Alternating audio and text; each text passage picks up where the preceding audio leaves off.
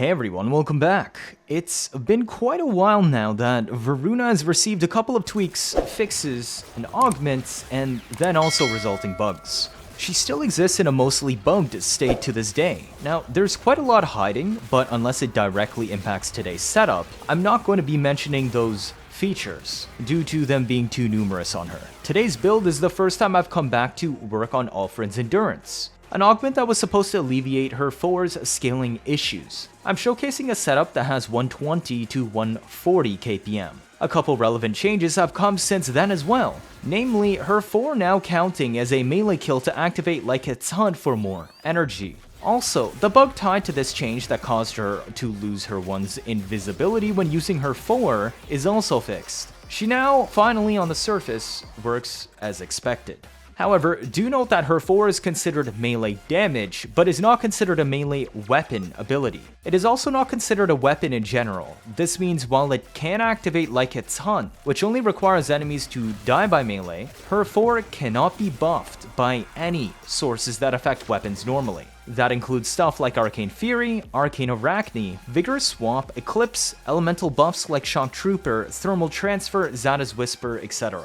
Do note that this is intentional, as Ulfrun was never supposed to be considered a weapon ability, and it was just adjusted for like its hunt because, admittedly, thematically, it was very dumb for it to not work otherwise. Which is the same vocal feedback the community gave and why DE changed it. Now, yes, Roar still affects it, but that's because Roar affects all damage in the game and not just weapons. It still double dips her slash procs because that's just how Roar works. But we won't be using that today.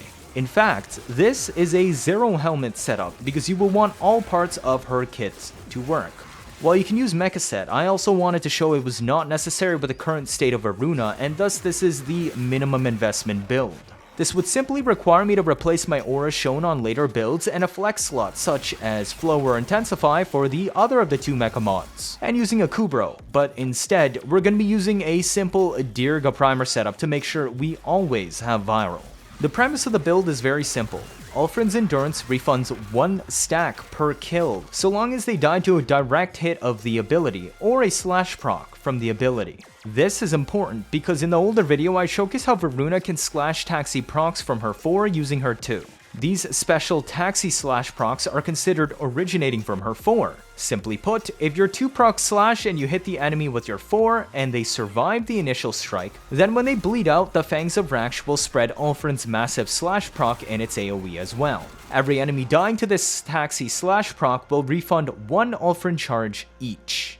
This is why sometimes you notice only 1 charge coming back, whereas other times you notice multiple charges refilling to max. This is also the reason why I chose to not use Mecha Set today and am relying on Diriga instead. Mecha Set has a 15 seconds cooldown where it will basically spread the slash procs and refund all charges guaranteed, but on every 15 seconds. Diriga does not allow you to spread more slash procs, however the constant viral procs it can provide with our Coil manifold bond synergies guarantee that any enemy you hit with Ulfrun will always bleed out. The longer the enemy survives, the more viral procs they will suffer from being near you, and thus the higher your bleed damage. Remember that Ulfrun also deals more damage when enemies have status effects on them. This way, every enemy you choose to hit will always die and refund 1 charge for her 4. Whether slash taxi procs or not, whether your Fangs of Raksh procced viral or not, whether you even cast Fangs of Raksh or not, using Mecha Set or not, or being at 10 times Ulfrun Multiplier or just 1 times. It doesn't matter, they will always bleed out and refund that 1 charge. This is also important because Ulfrun's Multiplier only increases on direct damage kills and does not include bleedouts of the original target, or enemies bled out from Fangs of Raksh. Therefore, this makes you less dependent on hunting down weak trash fodder to start stacking her Multiplier. In other words, this build even works at a 1 times Ulfrun Multiplier. Now that we understand how the intended synergy works, let's take a closer look at her build. The setup is quite simple. Use your second ability passive for complete status immunity. The aura can be whatever you want, however I picked Brief Respite just because it is possible to spam your 2, and can be a good way to shield gate if shit hits the fan, aka violence showing up and popping your invisibility. This is because, well, the build is very glass cannon and entirely reliant on invisibility to survive. I ran Multi-Efficiency for an extra plus 36% duration so long as shields are up for at least 6 seconds, which shouldn't be hard since we're invisible. This increases our invisibility from our 1 to 27 seconds or so. Very comfy and close to my standard 30 seconds expectation for mandatory survival abilities. While attacking anyway usually breaks Dynar's Shroud, using Ulfrun exclusively will retain the full duration of invisibility.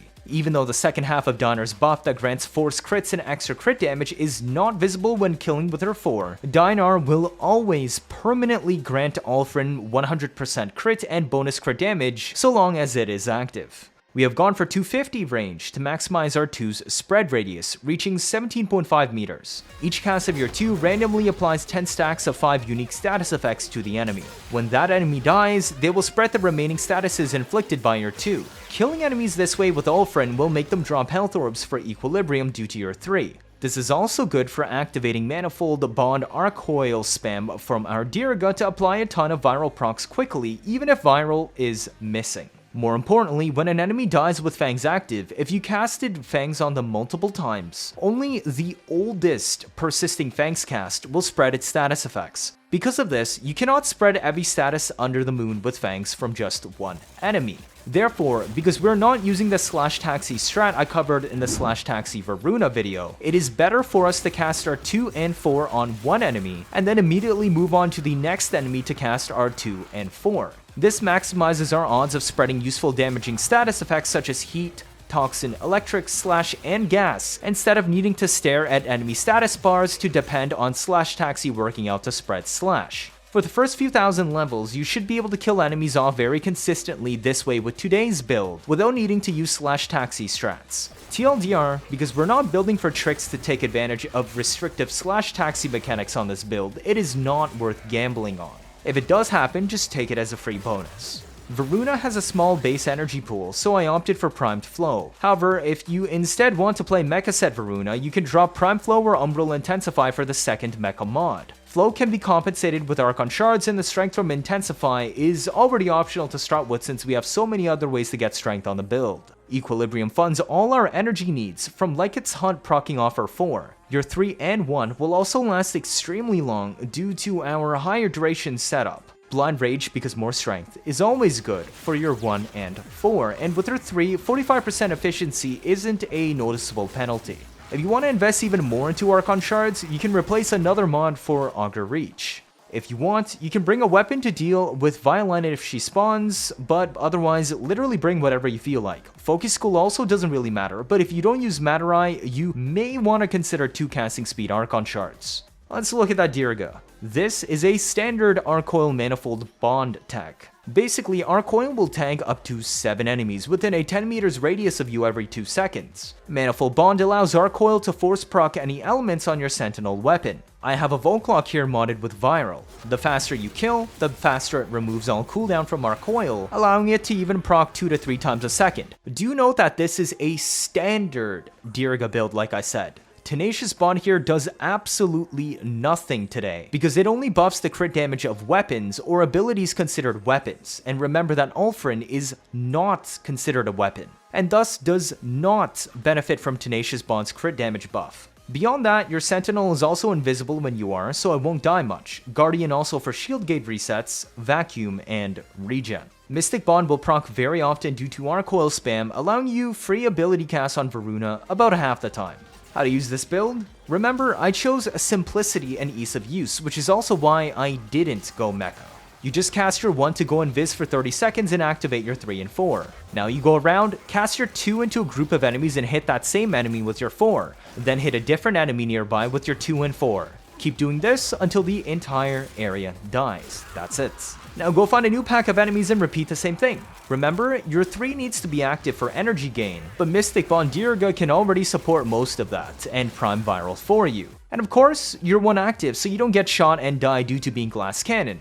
Acolyte appears, you can maul them to death, especially if Slash Taxi randomly procs from other nearby targets, or you can just shoot them with the weapons you brought. Cheers. If this is your first time watching, feel free to leave a like or better yet subscribe. Let me know your thoughts down in the comments. 79.5% of you are not subscribed. I'm trying my best to get you new information out always, as soon as possible, like I did with the companion rework and Dagath update. Stick around if you want to see interesting memes and builds on a nearly daily basis. You don't want to miss out on any of that, do you? That'll be it for this video. Thank you all for watching, and see you all next time.